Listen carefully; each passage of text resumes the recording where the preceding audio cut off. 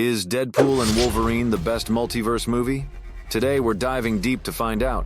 We're going to pit it against two of the most loved multiverse blockbusters, No Way Home and Across the Spider-Verse. We'll break it down across 8 epic categories. And at the end, one movie will be crowned the ultimate multiverse champion. Let's start with the first category. No Way Home strikes an awesome balance between the classic Peter Parker vibe and a high-stakes multiverse adventure. You've got Peter's personal drama, his struggles with his girlfriend, and the fact that every college rejects him, but also those intense battles, emotional highs, and jaw-dropping multiverse cameos that had fans losing their minds in theaters. Some say the script isn't perfect, with plot holes like Dr. Octopus magically knowing Green Goblin's identity, or Strange's confusing spells, but overall the story flows. It's simple, it's well-paced, and most importantly, it gives every character the respect they deserve. Sure, it's not the most innovative script, but it does what it needs to, without getting tangled up in its own web. Across the Spider-Verse follows a similar structure, mixing personal problems with a looming multiverse crisis. We see Miles Morales struggling to juggle his secret identity, clashing with his parents, and finding out he was never even supposed to be Spider-Man.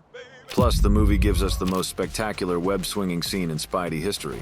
Compared to No Way Home, Across the Spider-Verse feels bigger, clearer, and more cohesive.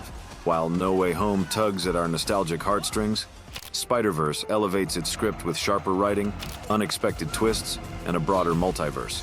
So when it comes to story, the first point goes to Across the Spider-Verse. Now let's talk Deadpool and Wolverine. It's a mix of both.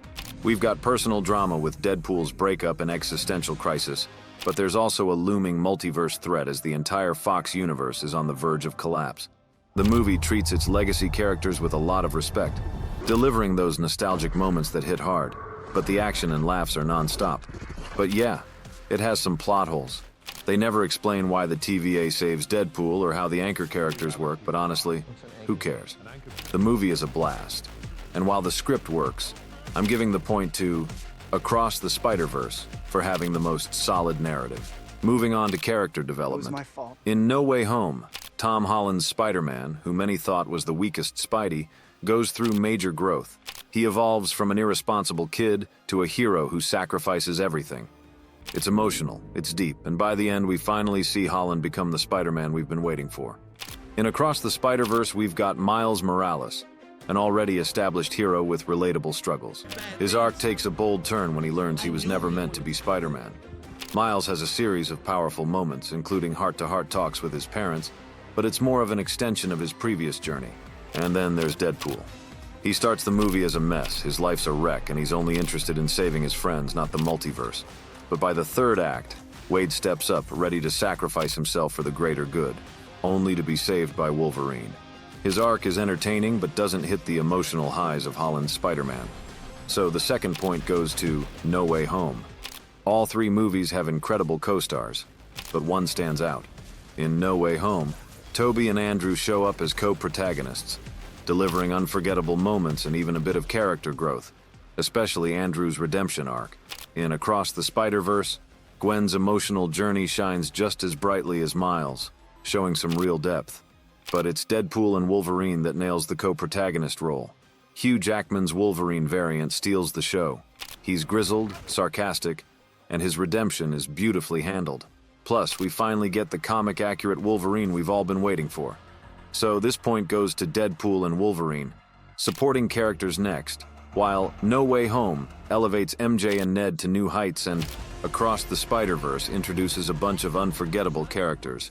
It's Deadpool and Wolverine that takes the cake. We get epic cameos from Gambit, Blade, Elektra, and more, all of whom finally get the send-off they deserve.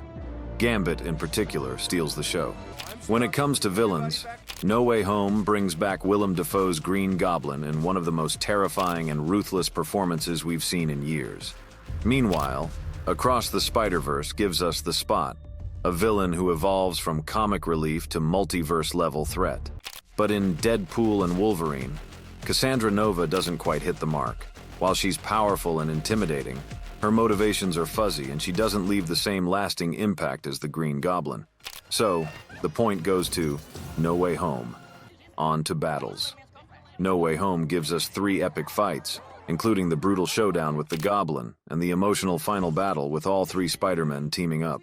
Across the Spider-Verse delivers a jaw-dropping chase scene with hundreds of Spider-Men, full of emotional moments and amazing action. But Deadpool and Wolverine is packed with creative, original fight scenes. Deadpool's dance-fueled massacre of TVA agents, his brutal battle with Wolverine, and the insane showdown with Deadpool variants are all unforgettable. This category is close, so I'm giving a point to both Across the Spider-Verse and Deadpool and Wolverine. And finally, multiverse usage. No Way Home delivers on fan service, but doesn't delve into the mechanics of the multiverse. Across the Spider-Verse, on the other hand, takes full advantage of the multiverse concept, introducing multiple universes with unique styles and clear rules. Deadpool and Wolverine blends both approaches, with cameos and multiverse travel that pay tribute to the Fox universe. But some of the multiverse rules don't quite add up. So, the final point goes to Across the Spider-Verse, crowning it the best multiverse movie. There you have it, folks. Across the Spider-Verse wins with 4 points. It's the only movie that truly nailed the multiverse concept. What do you think?